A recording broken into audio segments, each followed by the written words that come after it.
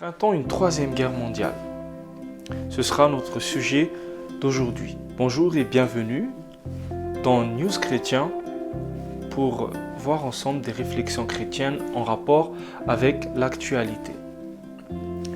Il y a 3 ans, lorsqu'on a posé une question à Vladimir Poutine de ce qu'il pensait de la troisième guerre mondiale, alors il a répondu « Je vais utiliser les mots d'Albert Einstein ».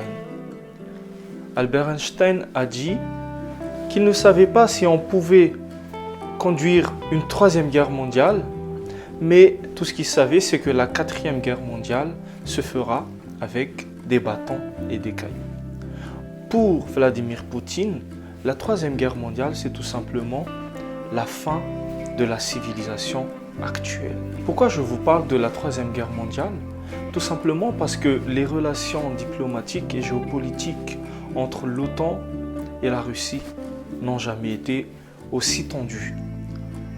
On parle même d'un retour à la guerre froide. Est-ce que par rapport à ces tensions qui n'ont jamais existé auparavant, pourrait-on penser éventuellement à l'apparition, à une nouvelle apparition d'une guerre mondiale?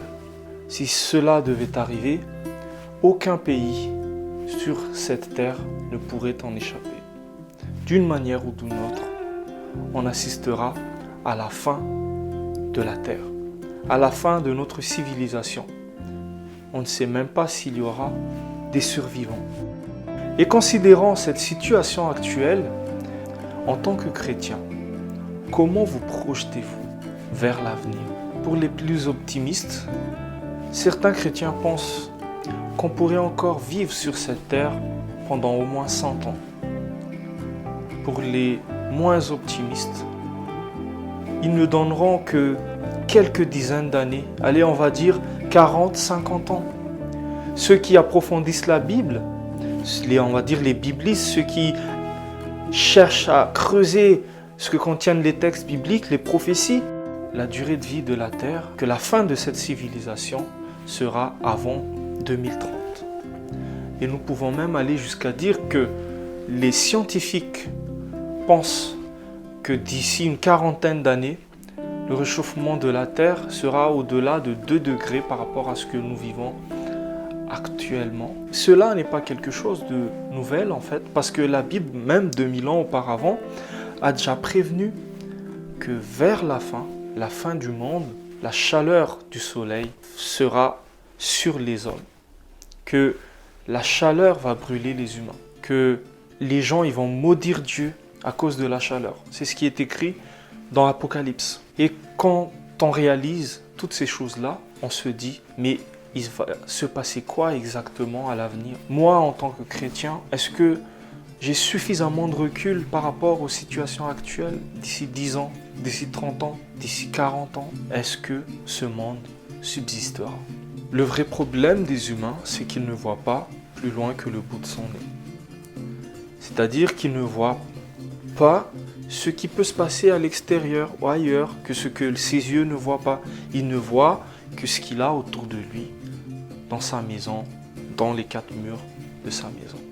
Nous pouvons constater cela à travers son mode de vie. Par exemple, un fumeur, même s'il sait très bien que fumer peut entraîner des graves problèmes au niveau de sa santé, comme il ne voit pas sur le coup les conséquences du fait de fumer, cette personne-là va continuer à fumer. Il refuse de reconnaître la réalité. Les excès de table, la recherche de plaisir et même les gaspillages alimentaires.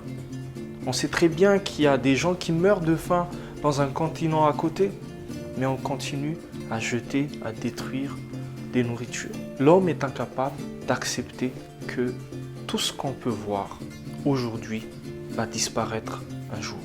Tout ce qu'on peut voir et palper va cesser d'exister. Et c'est pour cela qu'on a du mal à imaginer le pire, à se projeter vers l'avenir, à se dire que la fin du monde approche. Oui, chers amis, la fin du monde approche.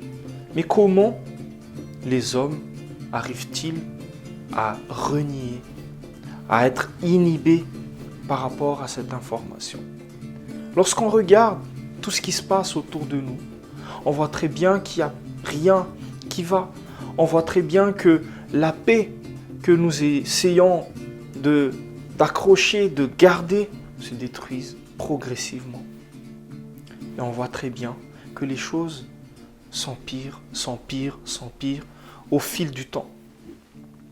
Et pourquoi est-ce que c'est si difficile d'accepter? Pourquoi est-ce que c'est si difficile de se dire que de toute façon, sur cette terre, il n'y a rien qui va durer, que même l'homme, même l'être humain sans corps ne va pas résister, ne va pas rester longtemps. On sait tous qu'on va tous mourir un jour. C'est notre triste destin. Mais qui, à l'âge de 20 ans, en pleine santé, va réfléchir à la mort? Justement, parce que c'est une réalité qu'on ne veut pas parler, on ne veut pas accepter. Parce que c'est triste, c'est dramatique, mais ça reste la réalité. Ça reste la réalité et nous ne pouvons pas nous en échapper. Lorsque cette civilisation va disparaître, lorsque cette civilisation ne sera plus, beaucoup ne seront plus. Et heureusement que le Créateur de l'univers n'a pas décidé de tout anéantir. Il a prévu une porte de sortie pour ceux qui veulent bien le croire, pour ceux qui veulent bien avoir une autre vision du monde, pour ceux qui veulent bien regarder un peu plus loin que ce qu'ils ont autour d'eux, pour ceux qui se posent des questions sur le commencement et sur la fin, sur le début de la vie et sur ce qui va s'en suivre. Beaucoup croient encore aujourd'hui qu'il n'y a que les êtres humains dans l'univers qui possèdent la vie. Mais la Bible a déjà annoncé bien longtemps auparavant que la vie n'a pas commencé sur la terre, mais la vie vient de Dieu et c'est Dieu lui-même qui a mis sa vie sur l'être humain qui a été modelé, qui a été retiré de la boue et de l'argile. Aujourd'hui, il devient de plus en plus difficile d'accepter qu'après la fin du monde, il y aura une autre vie. Qu'après la vie, il y aura encore une résurrection. Mais qui sommes-nous pour miser sur la fin de la vie?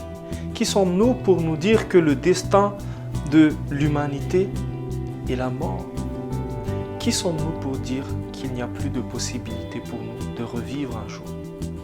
Si nous sommes là aujourd'hui, si nous existons, c'est que forcément, il y a une chance pour nous de réexister. Et réexister pas par notre propre force, pas parce que nous le méritons, mais exister à nouveau. Parce que notre Dieu, notre Créateur, l'a bien voulu. Parce que nous l'avons accepté. Parce que nous l'avons choisi.